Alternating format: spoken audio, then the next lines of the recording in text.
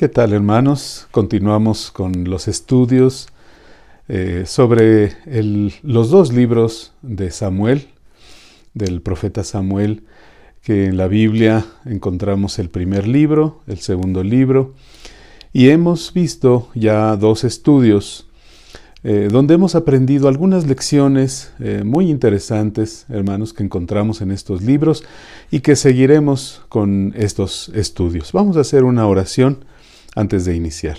Padre amado, te agradecemos la oportunidad que nos das de abrir tu palabra y de acercarnos a ella y de mostrarnos, Señor, verdades importantes para nuestras vidas, Señor, que conozcamos el plan perfecto que tú tienes y que podamos también reconocer cómo está tu palabra inspirada por ti y es permanente. Las verdades que encontramos, Señor, son vigentes aún para nuestros días. Te agradecemos y pedimos tu ayuda, Señor. Ayúdanos en este estudio. Lo pedimos en el nombre de nuestro Señor Jesucristo. Amén.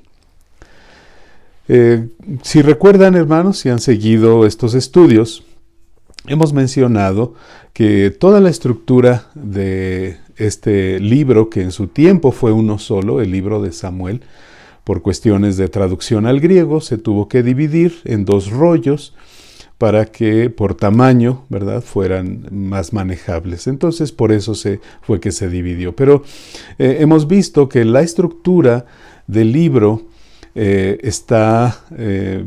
podemos ver una cierta estructura, unos ciertos principios que rigen a esta estructura del libro en el capítulo 2 del primer libro de Samuel, donde comienza Ana, después de haber tenido a su hijo Samuel, y ella entonces, dice la Biblia, Ana oró al Señor y dijo, y entonces viene este llamado cántico de Ana, oración de Ana, y hemos visto que encontramos en este cántico, en esta oración, tres principios que se desarrollan a lo largo de todo el libro de Samuel, de los dos libros de Samuel. Vimos, hermanos, que el primer principio es que Dios es quien humilla y Dios es quien exalta. Dios se opone al orgulloso y exalta al humilde. Versículos 1 al 4 del primer libro de Samuel, capítulo 2.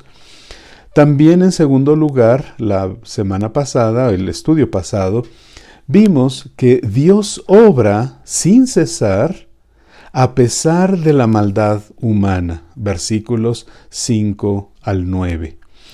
Y ahora, hermanos, vemos en este versículo 10 el tercer principio, que Dios levantará un rey mesiánico, un Mesías. Con esto entonces en mente, hermanos, vayamos al estudio de este versículo 10 para luego ver cómo se ejemplifica en el libro de Samuel. Dice el versículo 10, delante de Jehová serán quebrantados sus adversarios, y sobre ellos tronará desde los cielos. Jehová juzgará los confines de la tierra, dará poder a su rey, y exaltará el poderío de su ungido. Y ahí termina la oración de Ana. Con este versículo, hermanos, con este cierre, vemos dos profecías predictivas, dos predicciones o profecías muy claramente expresadas. En primer lugar, la destrucción de los enemigos del Señor. Dice la primera parte, vemos que son 5 líneas que tiene este versículo 10, son 5 líneas. La primera línea entonces dice, delante de Jehová serán quebrantados sus adversarios. La segunda, sobre ellos tronará desde los cielos. Entonces, en estas dos líneas vemos la afirmación de la destrucción de sus enemigos. Y en las siguientes líneas vemos que su ungido, un rey, que Dios levantará, él juzgará, dice, juzgará los confines de la tierra. Y además Dios dará poder a su rey y exaltará el poderío de su ungido. Es decir, lo elevará, engrandecerá el poderío de su ungido. En primera instancia, obviamente, hermanos, estamos en el capítulo 2 de este libro de Samuel, de este primer libro de Samuel, y en primera instancia, obviamente, se refiere al mismo Samuel como juez de Israel, ¿verdad? Él juzgará, entonces, se refiere en primera instancia a Samuel. Recordemos que venimos del periodo de los jueces, donde Dios precisamente levantaba a un caudillo llamado juez, a varios caudillos, ¿verdad? En realidad, en diferentes momentos, en diferentes circunstancias, cada uno, y en este momento también va a levantar a Samuel. Apenas aquí, pues es muy pequeño todavía Samuel, ¿verdad? Entonces, pero también se puede aplicar estas verdades a David como rey ungido por Samuel, precisamente, que se desarrollará su historia en este libro de Samuel. David entonces es precisamente ungido, es rey, ¿verdad?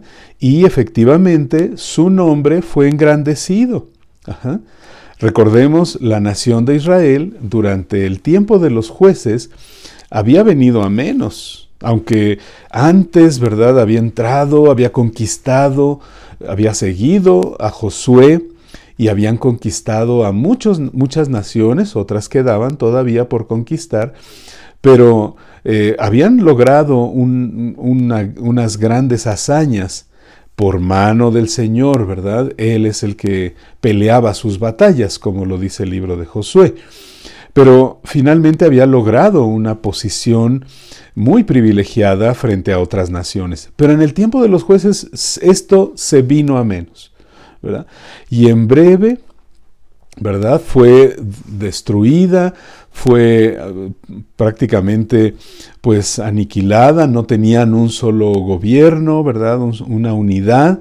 Entonces, pero en estos versículos, hermanos, podemos anticipar, ¿verdad?, que en un tiempo breve vendría a ser nuevamente una nación grande e importante y ocupar un lugar preponderante con el reinado de David y de su hijo Salomón, hasta llegar a los límites que Dios les había prometido. Esto lo hizo nuestro Señor, ¿verdad? Nuestro Dios. Él confirmó en las conquistas de David y después ya con Salomón, ¿verdad?, la mayor extensión del reino de Israel. Así que se cumplirían estas dos profecías, ¿verdad?, de que serían quebrantados los adversarios, que sobre ellos tronaría Dios desde los cielos y que además Dios juzgaría, ¿verdad?, en los confines de la tierra de Israel hasta los límites a los que llegó la nación bajo David y Salomón, daría poder a su rey. Efectivamente, fue David él recibió el poder de Dios mismo, él fue el que estuvo con él en todo el tiempo de su reinado, y además lo exaltó el poderío de David. Así que podríamos decir que así se cumplían estas dos profecías de primera instancia. Pero también sabemos, hermanos, que la profecía bíblica tiene un mayor alcance, ¿verdad? Y sin dudar, hermanos, apunta al reino de nuestro Señor Jesucristo. Por cierto, por primera vez, hermanos, se menciona el vocablo ungido, Mesías, ahí al final de este versículo 10. Por primera vez en la Biblia se utiliza la palabra Mesías. Y Dios promete que serán quebrantados sus adversarios y que sobre ellos tronará desde los cielos. Es decir, la autoridad de Dios, el poder de Dios desde los cielos, ¿verdad?, iba a acabar con los enemigos de él mismo y de su pueblo y de su rey, ¿verdad? También podemos ver, hermanos, que las conquistas de este reino se extenderán por toda la tierra, porque dice, ¿verdad?, juzgará los confines de la tierra, ¿verdad? Y si bien las conquistas de David se extendieron mucho, ya les decía que se logró la máxima extensión en los reinados de David y Salomón, que nunca jamás había tenido la nación de Israel. Pero a este Mesías del que habla el versículo 10, son prometidos los confines de la tierra. Juzgará su gobierno, ¿verdad? Juzgará hasta los confines de la tierra, ¿verdad?, de toda la tierra. Así que podemos ver ese juego de palabras. Recordemos que en muchas ocasiones la palabra tierra sí se refiere al territorio de Israel, pero también, pensando en que la profecía llega más allá, ¿verdad?, entonces también en muchas ocasiones se refiere a toda la tierra, ¿verdad? Como vemos en el Salmo 2, versículo 8, donde dice el Señor: pídeme y te daré por herencia las naciones, y como posesión tuya los confines de la tierra. Ahí está, los confines de la tierra. Entonces no solo se refiere a los límites del territorio de Israel, sino a las demás naciones, ¿verdad? De acuerdo con este versículo 2, que por cierto es una promesa que Dios le da a su Hijo amado, ¿verdad?, en ese Salmo 2. También vemos, hermanos, que el poder, en este versículo 10, vemos que el poder y el honor del Mesías Rey aumentarán más y más y más para llevar a cabo su empresa, su reino, ¿verdad? Dice el Salmo 89, versículo 21, mi mano estará siempre con él, mi brazo también lo fortalecerá. Y comparemos lo que en el Evangelio de Lucas, capítulo 22, versículo 43, dice: y se le apareció un ángel del cielo para fortalecerle, hablando de nuestro Señor Jesucristo en el huerto de Getsemaní, ¿verdad?, previo a llegar a la cruz. Así que se cumple que Dios siempre estaría con él y siempre lo fortalecería. Y finalmente el versículo 27 de este mismo Salmo 89 dice: yo también le pondré por primogénito, el más excelso de los reyes de la tierra. Entonces, hermanos, podemos comprender que este versículo 10 del capítulo 2 del primer libro de Samuel, podemos pensar, ¿verdad?, que se extiende esta profecía no solo a Samuel, no solo a David, sino a nuestro Señor Jesucristo, ¿verdad? Vayamos pues a ver este principio en este libro de Samuel. En primer lugar, hermanos, tenemos que recordar las palabras de Jacob a sus hijos, ahí en Génesis 49, cuando le profetizó a Judá, a uno de sus hijos, ¿verdad? Los 12 hijos, representando las 12 tribus más adelante, ¿verdad? Las 12 tribus. Entonces, cuando profetiza a Judá, Génesis 49:10, Jacob dice lo siguiente: no será quitado el cetro de Judá, ni el legislador de entre sus pies. Esto significa que será de su descendencia, ¿verdad?, hasta que venga Silo, y a él se congregarán los pueblos. Entonces es un anuncio de que de Judá, de la tribu de Judá, ¿verdad?, vendrá el que gobierne sobre su pueblo, ¿verdad? De ahí vendrá. Y entonces el Mesías Rey vendrá de esta tribu, Y recordemos, ¿verdad?, que más adelante en este primer libro de Samuel, quien lo vimos el estudio pasado, quien ocupó en primer lugar el reino en Israel fue Saúl, que era de la tribu de Benjamín. Entonces no era el rey que Dios quería para su pueblo. Así que vayamos pues, hermanos, ya recordando estas palabras de Jacob, vayamos al capítulo 24 del primer libro de Samuel, para ver aplicado este principio de que en el primer libro de Samuel se continúa hablando del rey Mesías, del ungido de Dios, ¿verdad? En este capítulo 24 de primero de Samuel, vemos un pasaje de la historia de la persecución de Saúl a David, donde Saúl se encuentra en una cueva con 3,000 hombres escogidos, ¿verdad?, los mejores, persiguiendo a David. Y cuando estaba en el camino, entró a una cueva Saúl para cubrir sus pies. Sabemos que ese es un eufemismo de las necesidades fisiológicas, ¿verdad? Y entonces entra a la cueva y la sorpresa es que David y sus hombres estaban en los rincones de esa cueva, ¿verdad? Así que los hombres de David le dicen, mira, Dios te ha entregado a tu enemigo en tu mano, a quien te persigue. Así que harás con él como te pareciere, ¿verdad? Y entonces David, dice la escritura, que calladamente se acercó a la orilla del manto de Saúl, pero ahí en ese momento se turbó su corazón, ¿verdad? Y cortó un trozo solamente del manto de Saúl.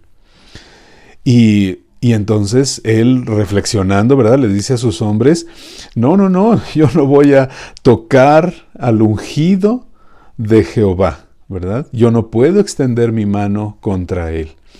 Y entonces también les dijo a sus hombres que no se levantasen contra Saúl. Terminó Saúl, ¿verdad?, siguió su camino, y entonces ahora sí, David sale de la cueva y habla con él, ¿verdad? Le grita, le da voces, dice, detrás de Saúl. Saúl voltea hacia atrás, ¿verdad? Y David se inclina ante Saúl, ¿verdad? Hace reverencia y le dice David a Saúl, ¿por qué me persigues, verdad? ¿Por qué procuras mi mal, verdad? Hoy Dios te ha puesto hoy en mis manos, en la cueva, pero yo te perdoné y no, porque no extenderé mi mano contra el ungido de Jehová. Mira, aquí está la prueba, ¿verdad? La orilla de tu manto que yo corté y no te maté. Ajá. Entonces, date cuenta que no hay mal en mí, ni traición en mi mano, porque yo no he pecado contra ti. Sin embargo, tú andas tras mi vida, ¿verdad?, para quitármela. Así que juzgue Dios entre tú y yo, pero mi mano no será contra ti.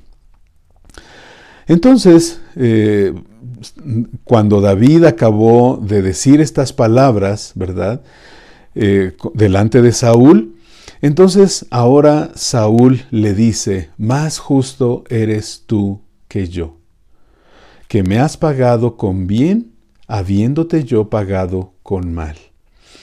Y entonces en el versículo 20 veamos las palabras, ahora sí que proféticas, ¿verdad?, en Saúl por David, ¿verdad? Porque dice, y ahora, como yo entiendo que tú has de reinar y que el reino de Israel ha de ser en tu mano firme y estable, y viene una petición de Saúl, ¿verdad? Júrame pues ahora por Jehová que no destruirás mi descendencia después de mí, ni borrarás mi nombre de la casa de mi padre.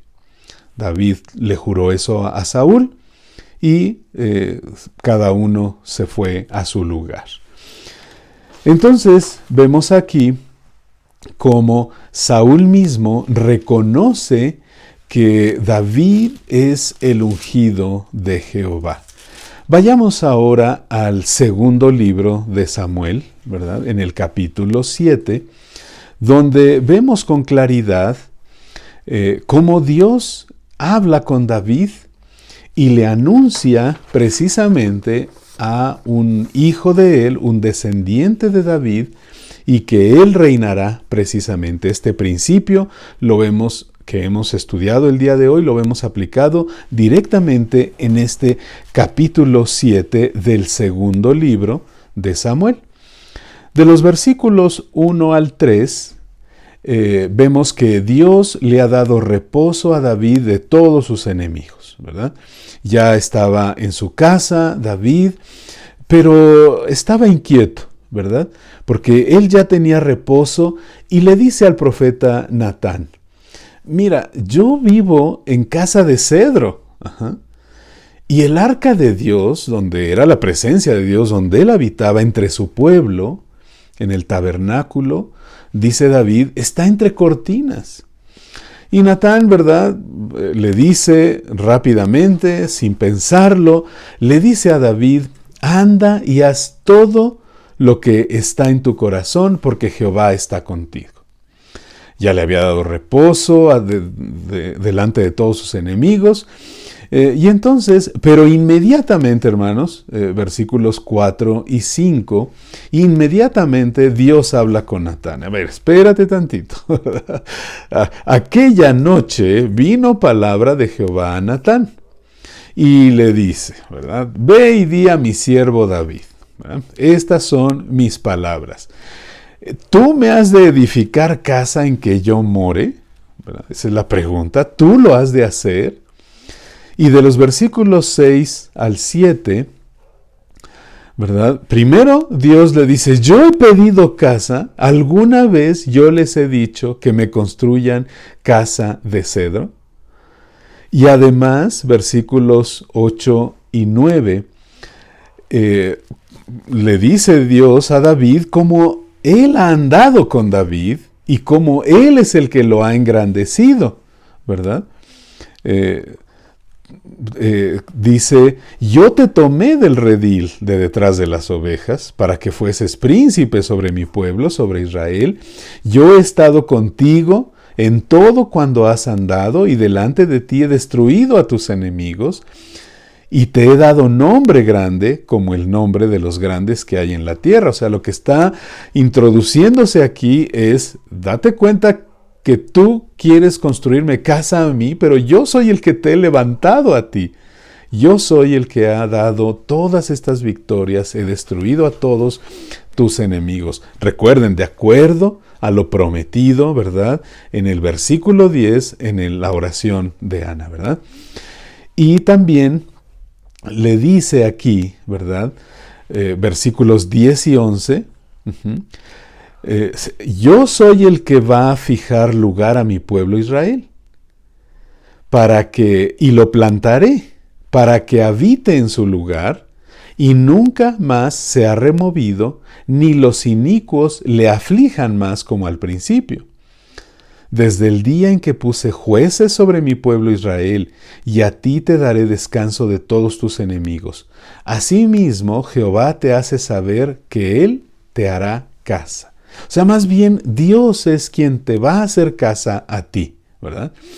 Y aquí cabe mencionar, hermanos, la palabra casa no solo es la habitación, no se refiere a la habitación. Sí, ese término se refiere precisamente donde habitar, pero también casa como la descendencia, como todos los hijos, la descendencia, la casa, ¿verdad? La casa de cada uno, ¿verdad? Su linaje.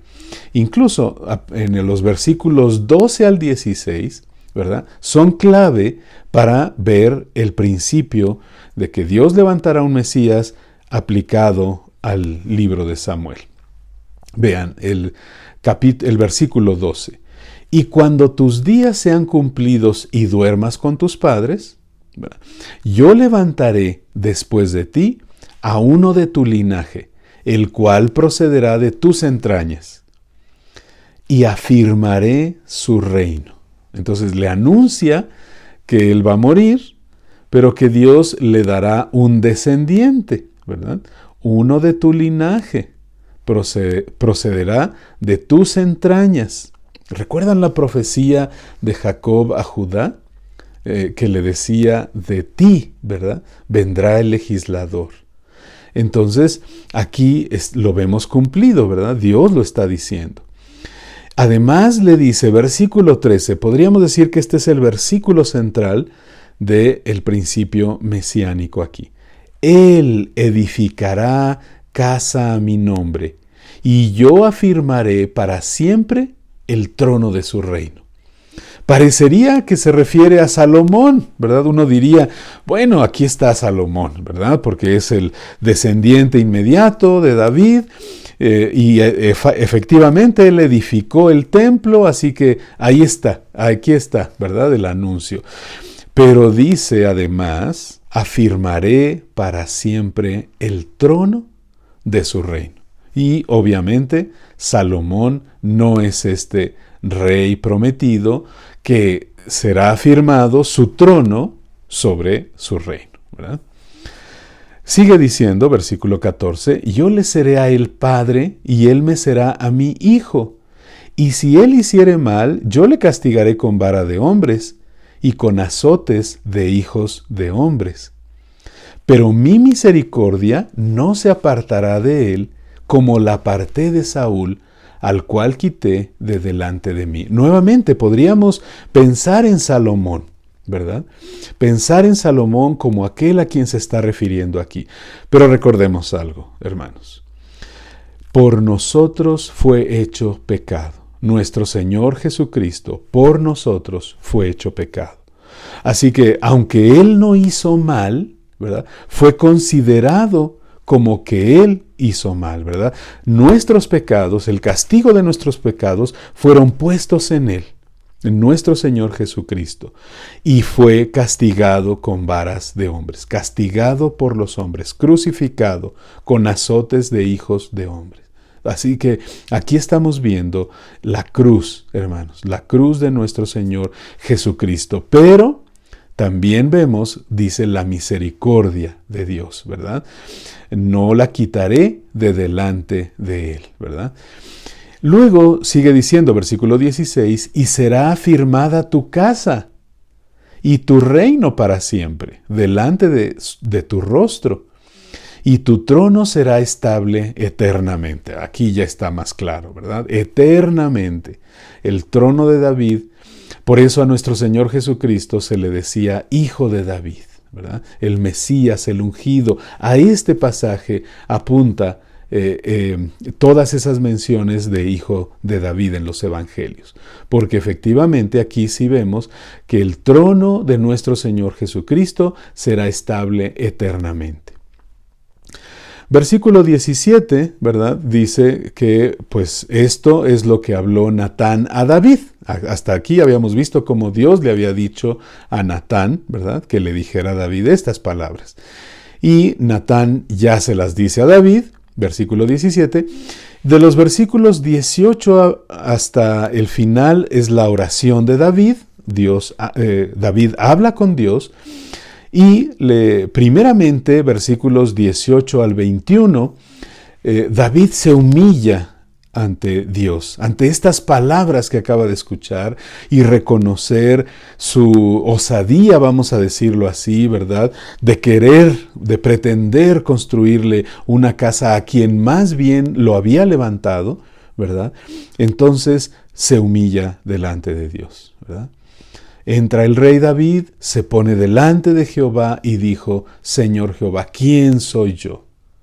¿Y qué es mi casa para que tú me hayas traído hasta aquí?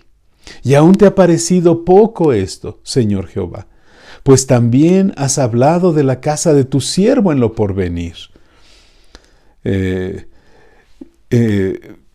¿Es así como procede el hombre, Señor Jehová? ¿Y qué más puede añadir David hablando contigo? Pues tú conoces a tu siervo, Señor Jehová. Todas estas grandezas has hecho por tu palabra y conforme a tu corazón, haciéndolas saber a tu siervo. Continúa David reconociendo la grandeza de Dios, versículos 22 al 24, ¿verdad? Por tanto, tú te has engrandecido, Jehová Dios, por cuanto no hay como tú, ni hay Dios fuera de ti, conforme a todos los que hemos oído con nuestros oídos. ¿Y quién como tu pueblo? Ahora reconoce el privilegio que tiene ser judío, ser israelita, ¿verdad? ¿Y quién como tu pueblo? Como Israel, nación singular en la tierra.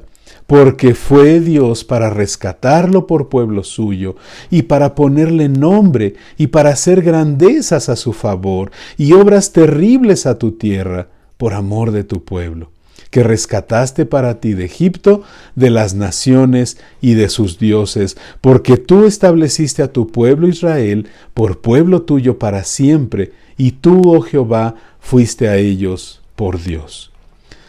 Y ahora David expresa su petición, ¿verdad?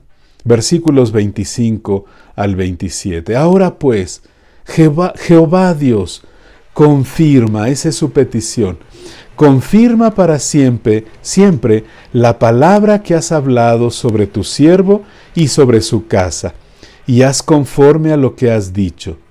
Que sea engrandecido tu nombre para siempre, y se diga, Jehová de los ejércitos es Dios sobre Israel, y que la casa de tu siervo David sea firme delante de ti. Porque tú, Jehová de los ejércitos, Dios de Israel, revelaste al oído de tu siervo, diciendo, yo te edificaré casa. Por esto, tu siervo ha hallado en su corazón valor para hacer delante de ti esta súplica. Hermanos, que al confirmarse suceso, esta profecía, ¿verdad? Cuando esto ocurra, es decir, cuando nuestro Señor Jesucristo se establezca, ¿verdad? Su reino de acuerdo a esta profecía, ¿verdad? Se afirme para siempre, entonces se va a decir, Jehová de los ejércitos es Dios sobre Israel, porque entonces se verá cumplida la palabra y se verá que esta profecía es verdad. David termina con la expresión de fe que brota de su corazón. Versículos 28 y 29. Ahora pues, Jehová Dios, tú eres Dios y tus palabras son verdad. Y tú has prometido este bien a tu siervo. Ten ahora a bien bendecir la casa de tu siervo, para que permanezca perpetuamente delante de ti. Porque tú, Jehová Dios, lo has dicho, y con tu bendición será bendita la casa de tu siervo para siempre. Como conclusiones, hermanos, pues en primer lugar, nos ayuda a confiar plenamente en la palabra de Dios, ¿verdad? Porque hemos visto como este principio de que vendrá un rey Mesías, ¿verdad? Lo vemos cumplido, sí, en David, pero además ya para nosotros, ¿verdad? Para David era una promesa que no pudo ver, pero nosotros sabemos, ¿verdad?, que fue cumplida en nuestro Señor Jesucristo. Así que, en primer lugar, hermanos, confiemos en la palabra de Dios, ¿verdad? En segundo lugar, hermanos, participemos del extendimiento de su reino, ¿verdad? Porque si se han cumplido estas promesas, se cumplirán todas las que vienen en la Escritura, hermanos, todas absolutamente. Y nosotros, como David lo expresa, ¿verdad? Entonces nosotros también podemos rogar a nuestro Señor, ¿verdad?, que confirme en nosotros, ¿verdad?, las promesas para nosotros que hemos adquirido, que Dios nos ha dado por su gracia, por su misericordia, las promesas del Evangelio, ¿verdad? Que nuestra fe esté afirmada en esas promesas del Evangelio. Así que participemos del extendimiento de su reino. Anunciemos, hermanos, la llegada de nuestro Mesías, de nuestro Salvador, y que está para el perdón de los pecados de todo aquel que cree en el Señor Jesús. Y finalmente, hermanos, alabemos a nuestro gran Dios, a nuestro amoroso Señor y a nuestro fiel Dios, nuestro Señor Jesucristo, ¿verdad?